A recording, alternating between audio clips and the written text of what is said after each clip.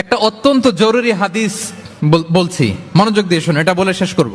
বিষ্ণু ইসলাম একবার সাহাবাদেরকে বলেন, আলা উখবিরুকুম বিআফদল মিন দারাজাতি সিয়ামি ওয়াস সালাতি ওয়াস সাদাকা।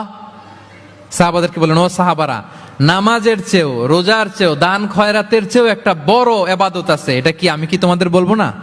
সাহাবারা তো অবাক, নামাজের চেয়েও বড় ইবাদত, রোজার চেয়েও বড়, দানের চেয়েও বড়।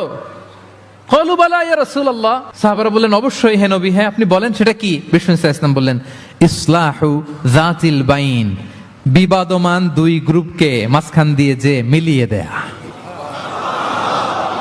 নামাজের চেয়েও বড়, রোজার চেয়েও, সাদাকার চেয়েও বড়, মিলায় দেওয়া। আমরা মনে করি সেজদা দিতে দিতে কপালে দাগ ফেলে দিছি, এটাই তো বড় ইবাদত। এটা তো নিঃসন্দেহে বড় ইবাদত। আমরা মনে করি হজ করতে করতে শেষ করে ফেলতেছি, এটাই বড় ইবাদত। জিকির করতে করতে আমরা দিনরাত এক করে ফেলতেছি, এগুলো তো নিঃসন্দেহে ইবাদত।